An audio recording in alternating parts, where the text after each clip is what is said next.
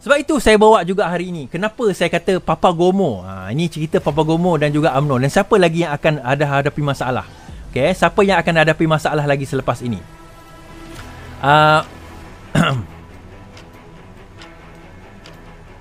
Okay.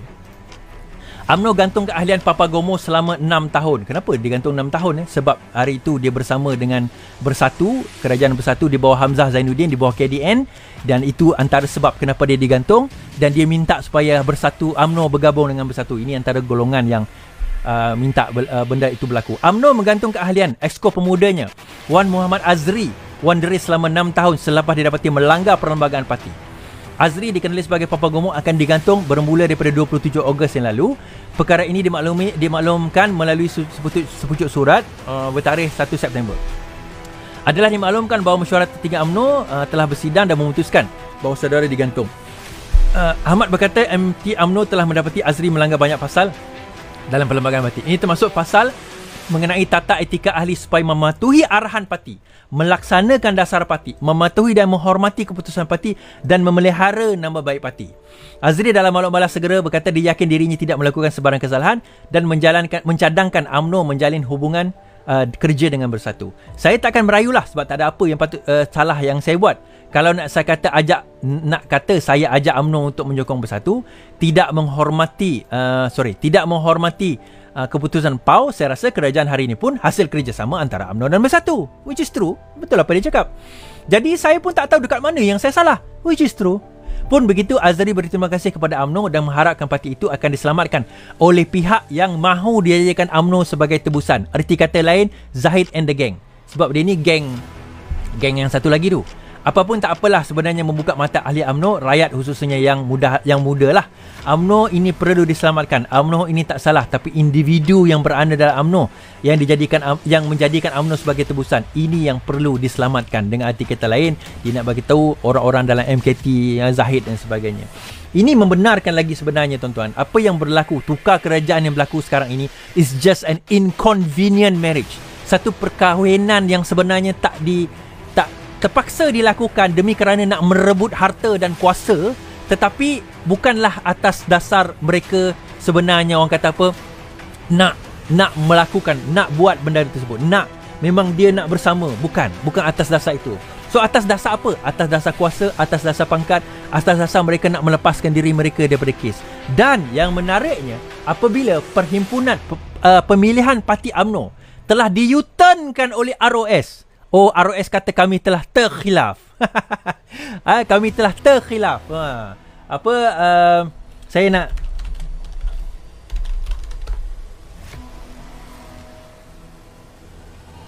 dia kata kami telah terkhilaf. Okey. Siapa Menteri KDN sebelum ini? Hamzah Zainuddin. Siapa Menteri KDN sekarang? Hamzah Zainuddin. Bezanya apa? Perdana Menteri. So dia telah terkhilaf.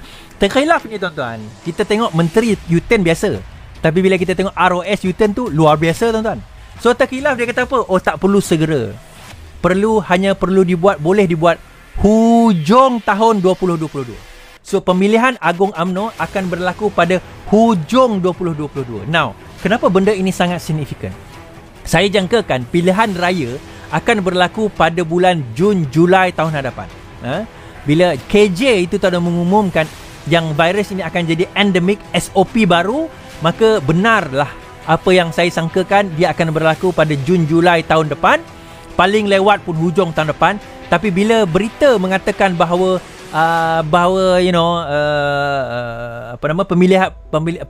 pemilihan parti UMNO akan hanya berlaku pada hujung tahun hadapan, therefore saya jangka bahawa tak akan berlaku pada hujung tahun hadapan, is going to happen in the middle of 2022. Pilihan raya umum ke-15 ni akan berlaku 2022. Now, why is that significant? Now, sekarang ini kenapa Ismail Sabri dah tak boleh kata tidak dah? Okay, dia nak kena taat kepada pemimpin dia, kepada pemerintah dia. Dia sebelum ini berbelah bagi, last dia terpaksa tunduk kepada kehendak MT dan juga Zahid. Zahid dah tak kisah sekarang ini tuan-tuan. Kenapa dia tak kisah? Sebab sekarang ini tuan-tuan kita kena tahu pemilihan siapa bakal jadi calon watikah ditentukan oleh presiden parti. Sebab itu penting pemilihan agung UMNO ini dipercepatkan sebelum ini. supaya pertandingan itu memastikan Zahid jatuh. But now Zahid licik. Dia dah berjaya menipu pembangkang, dia telah berjaya corner baring kita. Akhirnya dia dah naikkan Ismail Sabri seperti yang saya jangkakan. Dah naik menggantikan Zahid, Muhyiddin Yassin.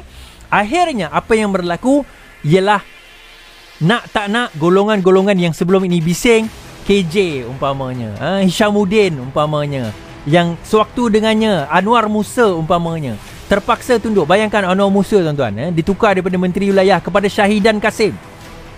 Syahidan Kasim jadi Menteri Wilayah sekarang ini. Menteri Wilayah ni satu tempat yang besar tuan-tuan, projek besar. Syahidan Kasim jadi Menteri Wilayah, ganti Anwar Musa. Ganti Anwar Musa tuan-tuan. Nak kena faham situasi itu, satu signal yang sangat besar. Papa Gomo kena gantung, sangat besar. Dan satu signal yang sangat besar juga, nak bagi tahu bahawa selepas ini jangan korang pandai-pandai nak lawan kita orang.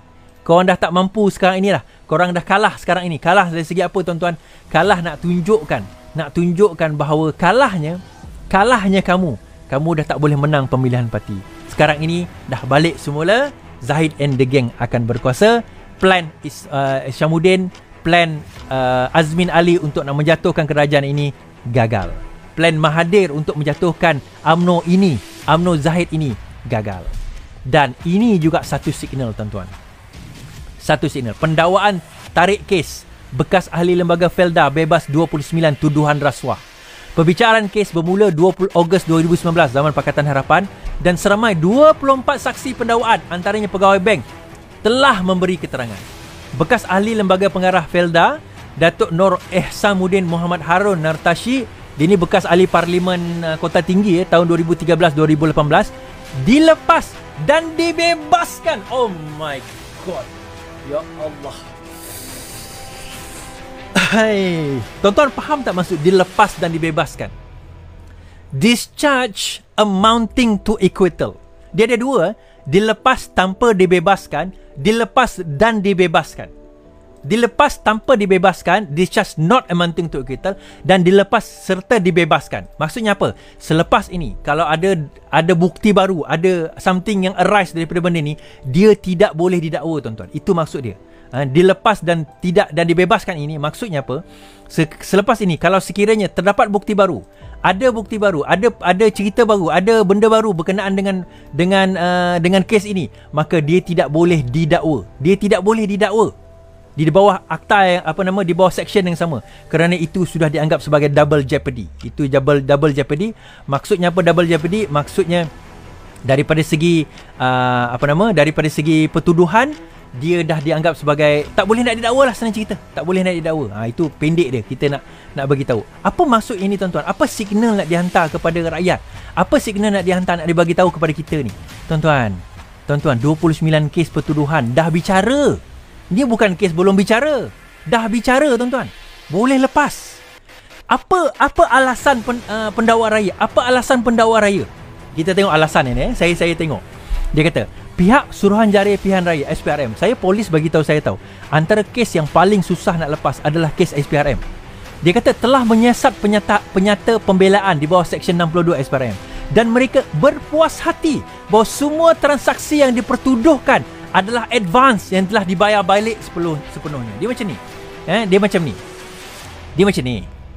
Dia didakwa disuruh saya tahu kontraktor tu bayar 23,000 untuk deposit kereta ke BMW ke, I can't remember lah, adalah dia punya duit deposit kereta ke apa, disuruh kontraktor ataupun someone bayar lah. So itu dia anggap telah mengguna rasuah lah, dengan kata lain rasuah. So lepas itu dia didakwa.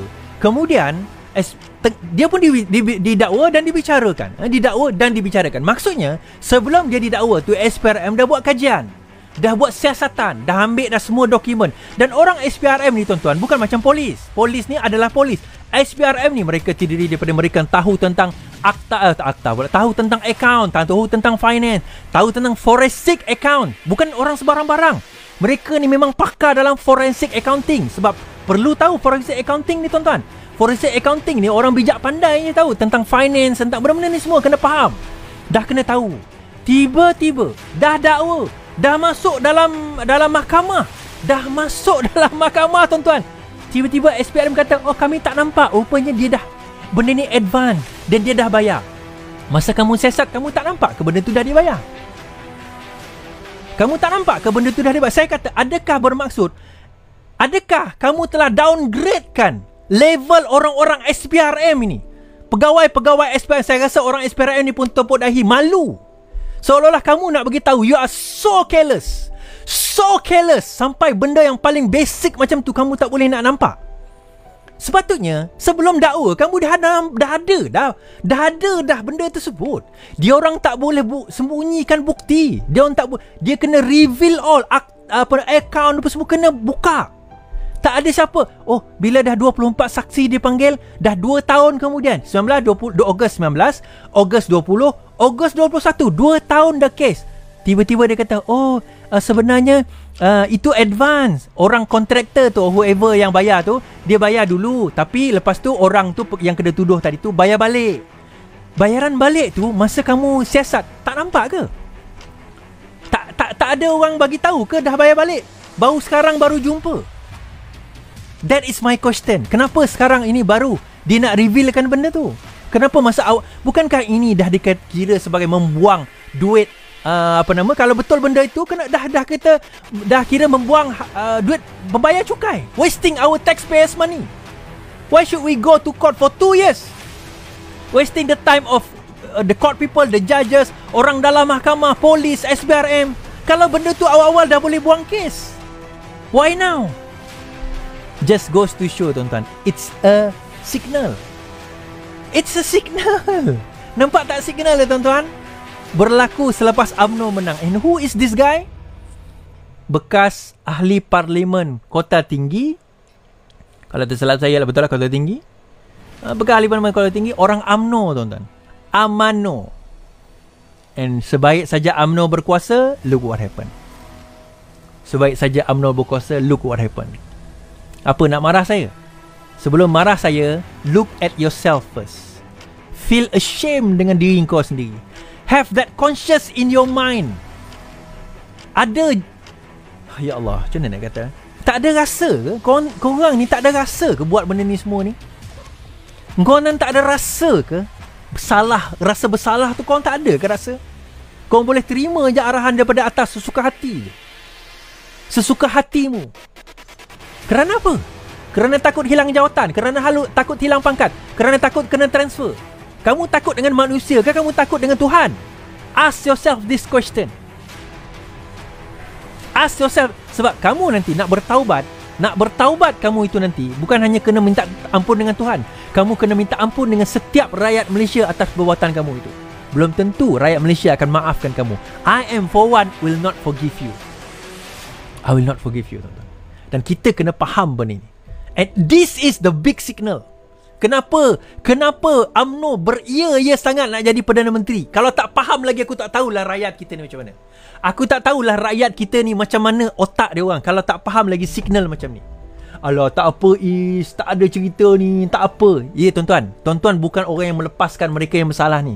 Tuan-tuan bukan orang yang buat kerja ini. Tuan-tuan bukan orang yang mengotorkan tangan ni. Tetapi the moment tuan-tuan kata, tak apa Is, tak ada masalah, biarkan, tuan-tuan ada terpalit dosa-dosa orang yang buat maksiat ini, tuan-tuan. Tuan-tuan terpalit dosa orang-orang macam ni. Saya ada sebut surah Al-Baqarah tentang orang yang ditukar menjadi kera.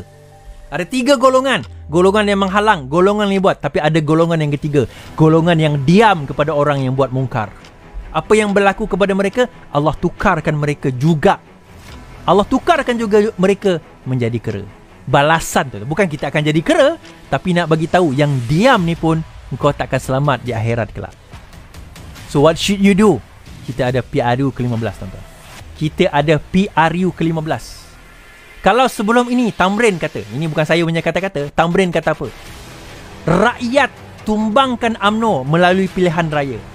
Tapi UMNO tumbangkan rakyat melalui raja. Kita buktikan, tuan-tuan. Kita buktikan.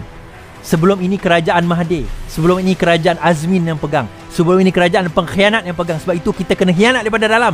Kita buktikan Datuk Seri Anwar Ibrahim boleh jadi Perdana Menteri. Kerajaan yang lebih baik, reform yang lebih baik, insya-Allah. InsyaAllah reform yang lebih baik. Jangan risau. Dan kita akan buang pengkhianat-pengkhianat yang dalam parti ni pun kita buang. Jangan risau. Sebab itu saya tuan-tuan, saya nak bentuk ramai lagi leaders. Ni, bulan September, hujung bulan September, RM150, 3 hari punya kos, 9 malam hingga 11 malam, saya ada buat kos kursus kepimpinan. Boleh WhatsApp nombor ini 0146402434, RM150 0146402434. Limited kepada 50-60 orang, maksimum pun 70 orang. Kita tengok berapa ramai. Kita akan buat kursus kepimpinan. Kita nak latih lebih ramai lagi pemimpin yang betul-betul faham kepimpinan itu apa, tanggungjawab itu apa, bagaimana kita nak membawa visi ini jauh ke hadapan, macam mana. Sebab selama ini benda ini tak diajar di sekolah. Kita tak pernah diajar tentang kepimpinan. Tahu-tahu ada degree pun tak pernah ajar kita tentang kepimpinan. Bila kita jadi YB, kita jadi pegang position dalam parti, kita khianat. Kita lebih utamakan kuasa, pangkat, darjat. Kita tak faham matlamat jauh sebenar kita. Kita lupa bahawa apa yang kita bawa ini akan menentukan bukan untuk kita, masa depan anak cucu cicit negara kita, tuan-tuan. Sebab itu saya selalu kata, golongan-golongan yang privilege ni, terutama golongan-golongan ultra Melayu, dia rasa dia privilege. Kita ketahuilah, tak ada istilah privilege ni. Dan privilege inilah yang merendah dan memasong kita. Privilege, rasa macam alah, aku akan dapat beasiswa sebab aku Melayu. Itu yang akan memasong kita, itu memalaskan kita. The only way adalah kita kena banyakkan lagi beasiswa supaya semua rakyat Malaysia yang layak boleh dapat beasiswa. Kenapa kita kena limitkan? Melimitkan beasiswa, melimitkan bantuan, melimitkan untuk golongan tertentu sahaja. Itu sebenarnya kerja UMNO supaya mereka boleh terus nak bagi kita suap makan, tuan-tuan.